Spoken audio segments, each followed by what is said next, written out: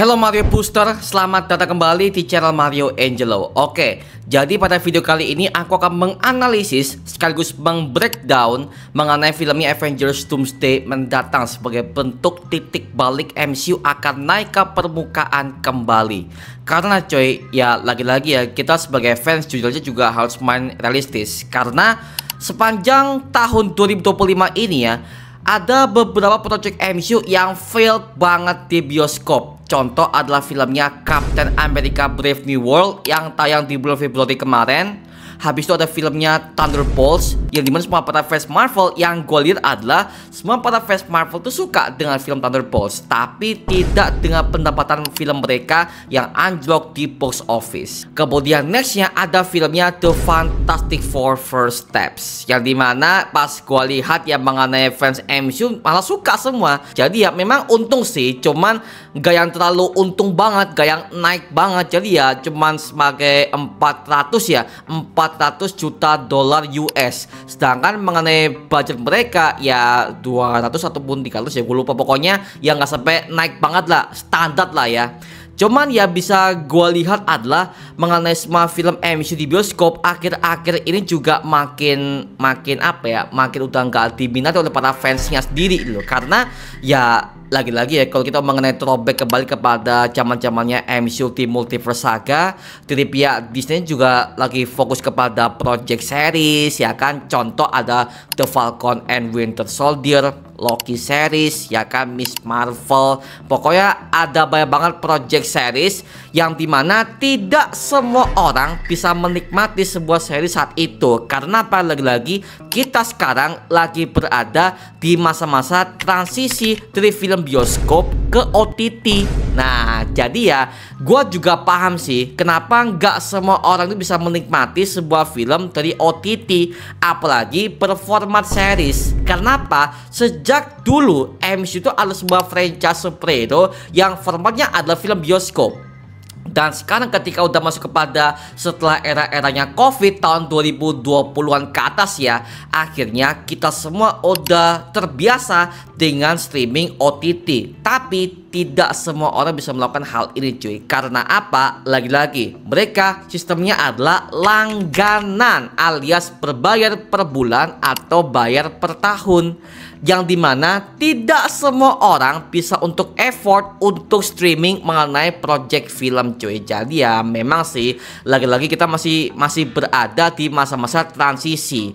Tapi ya kalau yang gue lihat sih ya, makin hari makin kesini semua para penonton di era zaman sekarang juga udah lebih suka kepada streaming OTT sih ya ketimbang bioskop ya. Makanya ya mungkin itu sebuah bentuk alasan kenapa para film MCU itu udah nggak se-hype dulu ya. Ini gue nggak nyalain Marvelnya ya, tapi yang gue salahkan adalah pihak Disney-nya, yang dimana mereka terlalu milking banget mengenai project MCU, yang dimana setahun aja itu bisa berbagai macam project man.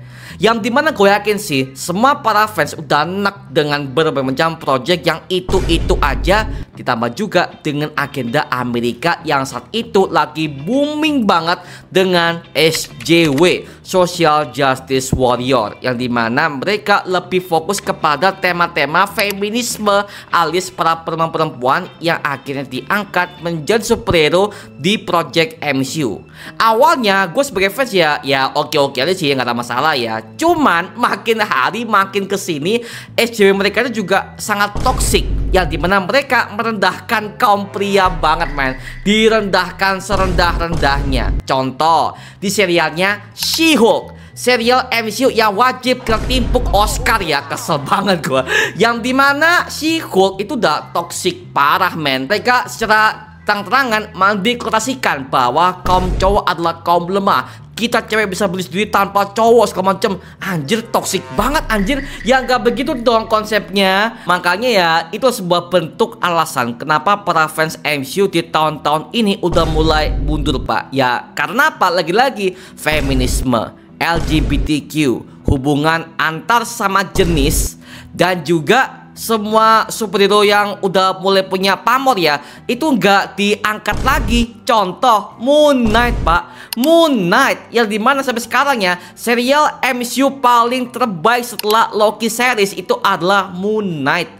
Moon Knight Season pertama aja, wah itu adalah sebuah serial MCU paling dark, stand alone juga. Bahkan gak bawa-bawa Thanos, gak bawa-bawa peran MCU sebelumnya. Literally serial Moon Knight adalah sebuah serial Marvel yang paling stand alone yang bisa gua nikmati cuy. Jadi mungkin buat kamu-kamu yang gak ngikutin Marvel sama sekali, coba deh kamu tonton serial Moon Knight. Dijamin kamu pasti akan jauh lebih suka terhadap sebuah serial yang satu ini men. Apalagi aktornya adalah Oscar Isaac. Ditambah lagi ada sebuah berita yang mengatakan kalau Oscar Isaac sekarang lagi mundur dari semua project yang melibatkan Disney. Karena apa? Semenjak ketika Disney udah membungkam sebuah acara Jimmy Kimmel Live Show, akhirnya dari pihak Oscar Isaac tidak berkolaborasi dengan pihak Disney sekarang. Makanya ya, waduh, ini kayaknya mengenai project Moon Knight dan kemungkinan Moon Knight akan terjun kepada proyeknya Avengers Doomsday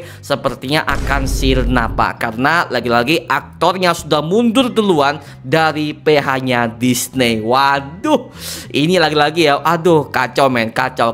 Makanya ya bisa aku katakan Amerika sekarang tuh udah mulai nggak baik-baik aja dalam segi bentuk politik. Semua para aktor-aktornya, semua talentnya itu dibungkam semua men. Ya lagi-lagi gue nggak mempermasalahkan, cuma itu akan berdampak kepada project mereka yang melibatkan dengan tema-tema MCU. Ya, lagi-lagi yang udah speak up adalah si pemeran si Hulk itu si Tasya Maliani dan juga si Oscar Isaac, yang dimana mereka berdua akhirnya mundur dari project Disney. Mundur pak, waduh, jadi ini kayaknya akan lebih berbahaya lagi sih men. Karena ya ini yang gua takutkan, kalau misalkan mereka tidak akan join lagi ke MCU untuk mengakhiri semua arc mereka yang udah berjalan di tengah fase ini. Itu dia. Dan mengenai serial MCU kebanyakan kalau tahun ini ya juga masih banyak banget cuy. Masih banyak entah serial live action, animasi, semuanya nyampur aduk ke tahun ini cuy. Contoh, tahun ini itu ada Daredevil Born Again series, ya kan? Kedua adalah animasinya Eyes of Wakanda. Yang ketiga adalah animasinya Marvel Zombies. Kebanyakan project ini sebuah bentuk penyakit MCU yang dimana semua para fans udah jengah ngeliatnya pak. Ya iyalah, setahun aja lu bisa bikin project tuh, serial udah banyak banget tuh. Serial udah banyak, belum lagi film banyak banget cuy. Captain America, Thunderbolts, Fantastic Four 3 pak. Gila sih, aduh astaga. Makanya hal itu akhirnya melahirkan sebuah tema superhero fatigue, yang dimana semua para fans superhero akhirnya udah jengah dengan tema-tema superhero di produk sinema. Makanya lagi-lagi di zaman-zamannya MCU Multiverse Saga ini, sepertinya momen titik balik MCU akan naik kembali itu adalah Avengers Doomsday cuy. Karena apa? Lagi-lagi film ini akan mengangkat tema Multiverse Saga, yang dimana hal ini akan menyangkut semua para era-era Marvel zaman dulu yang akan disatukan kepada era Marvel zaman sekarang. Seperti eranya X-Men zaman-zamannya Fox dulu,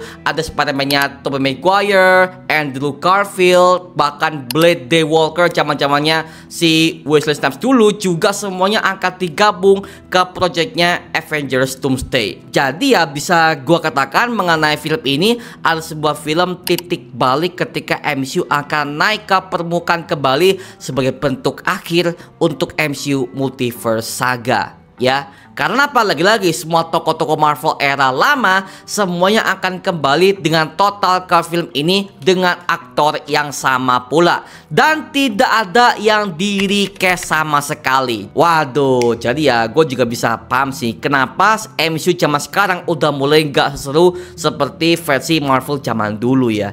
Tapi ya lagi-lagi cuy, dengan kebangkitan filmnya Avengers Doomsday, gue bisa jamin 1 hari sebelum film itu akan tayang, semua penjualan tiketnya pasti bakal habis ludes cuy. Yang dimana hal ini akan membuat kita callback kepada zaman-zamannya Avengers Endgame.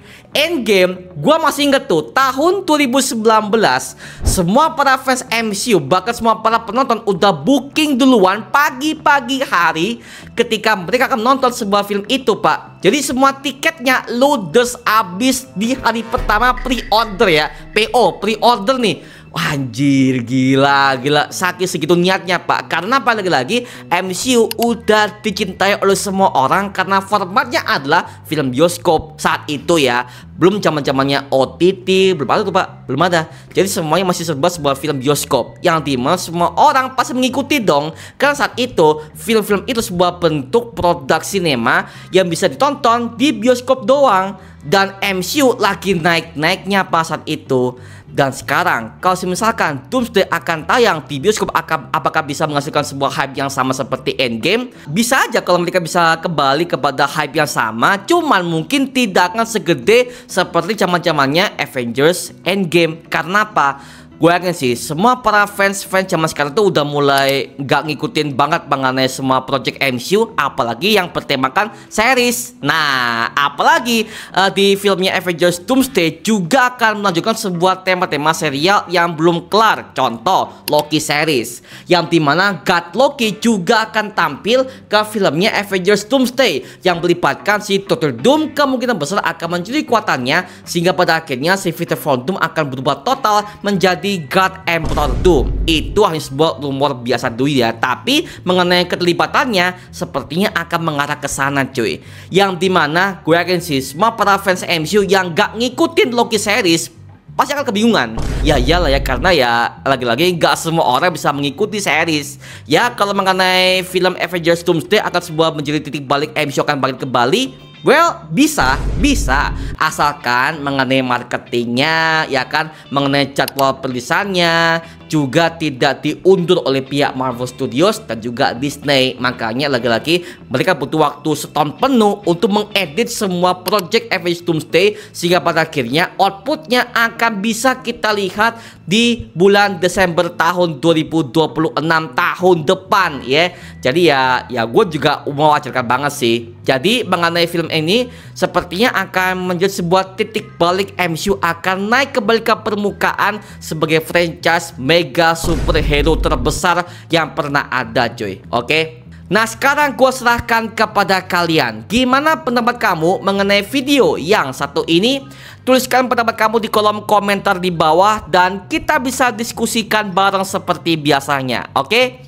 Itu cuma mengenai video kali ini. Coba like, comment, dan juga subscribe untuk mendukung gua membuat video mendidik dan menghibur kalian semua. Karena gua janji sebisa mungkin gua akan buatkan video seperti ini lagi untuk kalian semua. Dan jangan lupa follow semua sosial media kita seperti Instagram dan juga TikTok kita ya. Linknya di kolom deskripsi di bawah, karena di situ kita juga update berbagai macam konten terbaru untuk kalian semua. Dan buat kamu nih yang pengen join komunitas, langsung aja join di grup ya kita, namanya Mario Busur Official. Linknya di kolom deskripsi di bawah. Dan sampai ketemu di video berikutnya. Adios dan thank you semuanya. Dadah.